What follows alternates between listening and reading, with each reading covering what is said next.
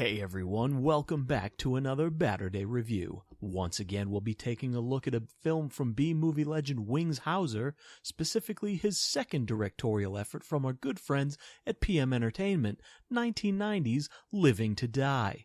Starring as always Wings Hauser, plenty of plot twists, and more footage of the Vegas Strip than a Neil Breen film. We open in an airport hangar where Wings is waiting with a police officer. He plays Detective Nick Carpenter and they're awaiting delivery of a suspect. To pass the time, Nick decides to hit on his associate. Ask me that, I always get in trouble. Yeah, well, you started it. Well, let's see, judging by your pearly whites, I'd have to say that you are not a day over 27. But gets a little more than he bargained for. Kind man, detective. Yes, ma'am. I am a 35-year-old woman, detective. I have a bachelor degree in humanities. I was a waitress for 10 years. I have a 12-year-old daughter. I was divorced twice. Ouch. My last husband used to like to beat me up pretty regular because he was a drunk. And every time I called the cops, by the time they got there, he was gone. So I became one because the next time I see him, I'm gonna blow his fucking head clear off. Fat Cop here is dropping off the witness to a mob crime, but he doesn't seem too happy about the whole thing. They're gonna take good care of you. You fuck! You lying cunt! Come on. Mikey's a little paranoid about being followed, though I get the feeling the officers are the ones that need to calm down here. God damn it, Frank! You shut him up now! Shut him up! Shut the fuck up! God damn it, calm down. Turns out Mikey was justified in his paranoia as a van pulls up and starts shooting at them. Fat Cop blocks a bullet with his gut. A shootout ensues, but somehow this car doesn't explode. Who the hell made this movie again? Oh, right.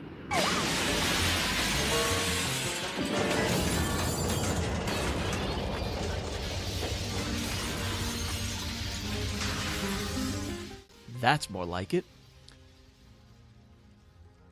We then smash cut to the Vegas Strip where Eddie picks up a hooker, you know, normal Vegas stuff. After a striptease and a little cocaine, Maggie's heart just can't take the excitement and Eddie runs out the back. What? What's the matter? What? Maggie! Hey! Hey, Maggie! We join Eddie in his office the next day when Jimmy here appears to blackmail him. I thought you said you took care of things.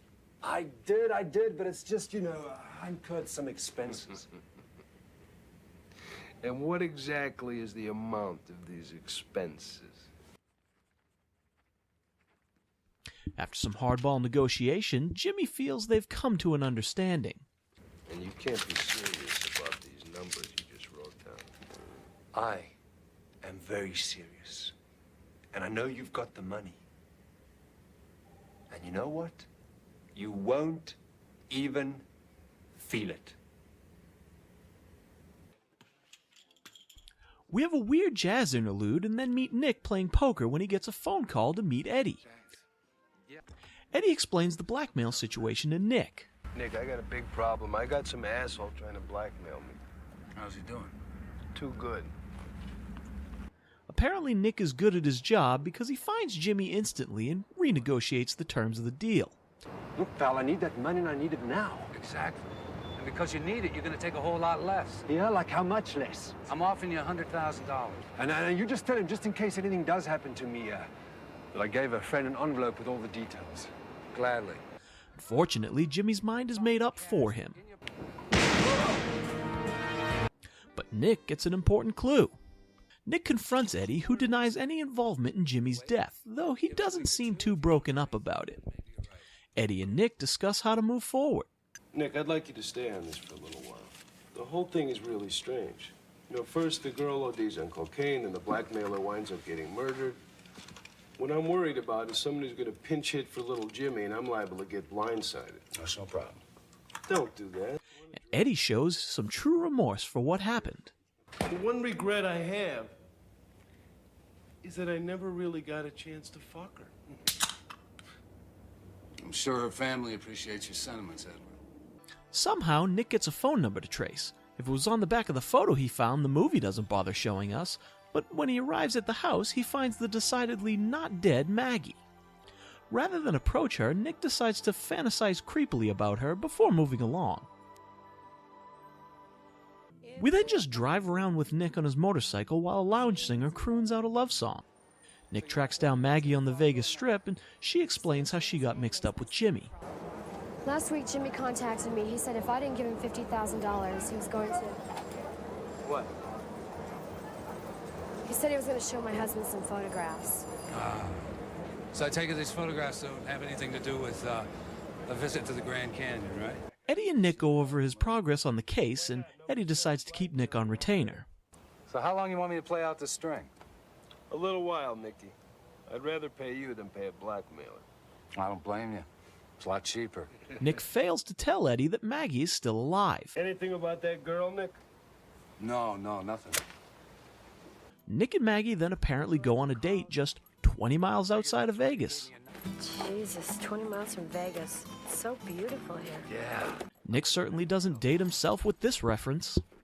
Lady, I haven't been sure of anything since the Baltimore Colts lost the Super Bowl to Joe Namath. Somehow Nick tracks down the guy who shot Jimmy, but isn't able to get any answers out of him. God damn it, you talk. Nick chases the shooter to the roof of a parking structure where a fight breaks out, but once again Nick isn't getting any answers.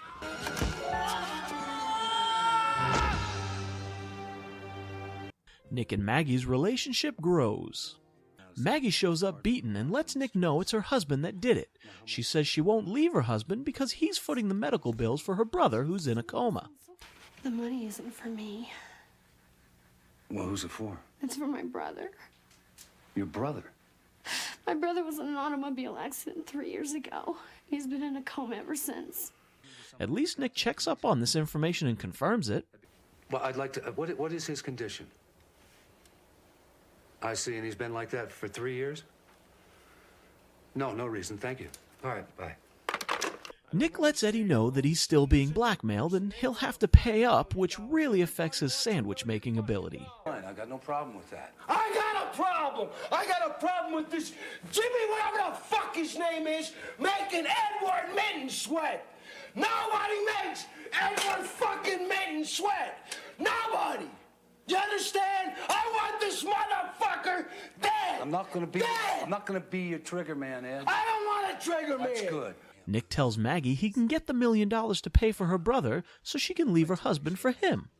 With the blackmail money in tow, Nick goes to pick up Maggie. He gets jumped in the driveway and almost fights his way out, but his dumb ass falls for the oldest trick in the book.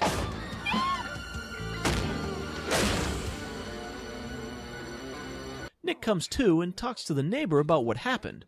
He informs Nick that Maggie's just a house sitter. Eddie calls in Nick to let him know that he had him followed and they were able to pick up the blackmailers at the airport. Nick and Eddie have a nice double-talk conversation, and Eddie gives Nick a little bonus for a job well done. But I wanted to deal with you personally. With Maggie gone, Eddie having his money back, and a nice payoff for himself, dumbass Nick thinks he's riding through Vegas. Until he's decidedly not. The film sputters out with a mirror of the hotel scene from earlier in the movie when Eddie tells Maggie to strip and ends on this note.